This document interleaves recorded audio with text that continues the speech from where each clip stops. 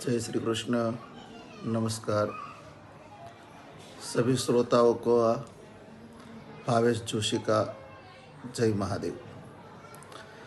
आज हम बात करेंगे आने वाले 2 दिन के बाद मकर संक्रांति पर्व की। बहुत मेरे भक्तों का, यजमानों का कॉल आ रहा है कि पंडित जी इस बार मकर संक्रांति का पुण्य कैसा है।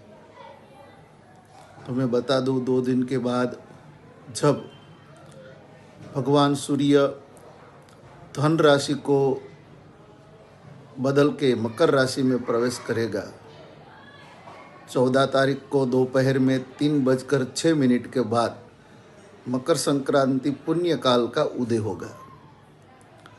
हमारे सनातन शास्त्र में उस दिन का महत्व बहुत बताया गया है। उस दिन अनुराधा नक्षत्र में मकर संक्रांति प्रवेश करेगी। पूर्व दिशा की ओर आ रही है, पश्चिम की ओर जा रही है, उसका मुख दक्षिण की ओर है और मकर संक्रांति की दृष्टि वायव्य दिशा में है। पीला रंग का वस्त्र पहना हुआ है, गले में मोतियन की माला धारण की है, अपने हाथ में चांदी का बर्तन में दूध पाक खा रही है। ऐसा शास्त्र में मकर संक्रांति का वर्णन बताया गया है। हमारे सनातन शास्त्र में उस दिन दान का, स्नान का, व्रत का बहुत बड़ा पुण्य बताया है। हम बार बार एक श्लोक बोलते हैं, षड्यग्ने विवाहे संक्रांति ग्रहण तथा व्यतिपाते पुत्र जन्मे दत्तम भवतु चाक्षयः।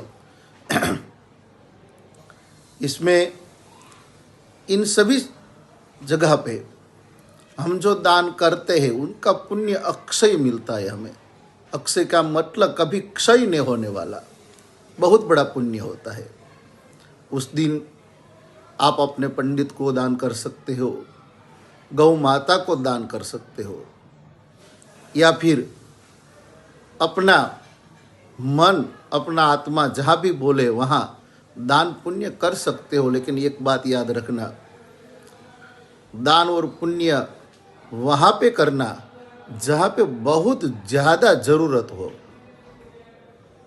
एक दिन में हम अंदर से इतना आनंदित होकर दान कर देते हैं, लेकिन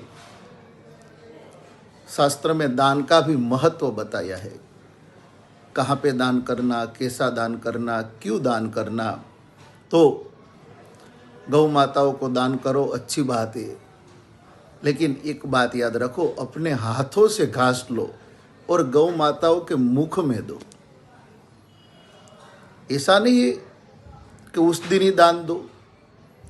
अपने भगवान के मंदिर में आपको जितना का दान देना है उतना रुपया लेकर भगवान के सामने रख दो। भगवान, पुण्य काल हो गया है, मुझे मकर संक्रांति दिन 500 रुपया का घास लेकर गाय माता को देना है। बस भगवान के आगे रख दो। दूसरे दिन जाओ, तीसरे दिन जाओ, क्योंकि हमने देखा है उस दिन गौ माता के आगे बहुत घास आ जाता है और फिर दूसरे दिन, तीसरे दिन, 4 दिन के बाद गौ माता को खाने के लिए कुछ नहीं मिलता है। तो सोच के दान करो। नए युग का आप लोग हो तो बस बने उस दिन दान करो, व्रत करो। और हाँ, एक बात,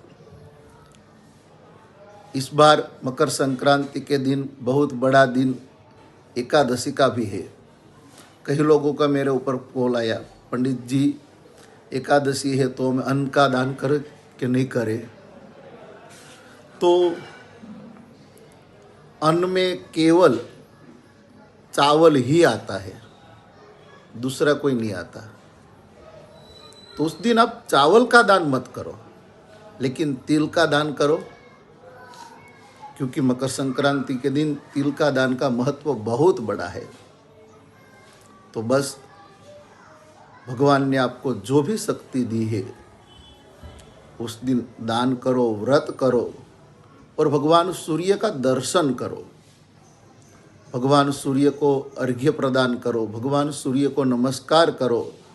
और फिर हमारे बुजुर्गों ने बताया है, उस दिन अपने जीवन में कोई नियम लो कि आज से मैं ये नियम लेता हूँ कि भगवान का दर्शन हर दिन करूँगा, भगवान का माला करूँगा, भगवान का पाठ करूँगा।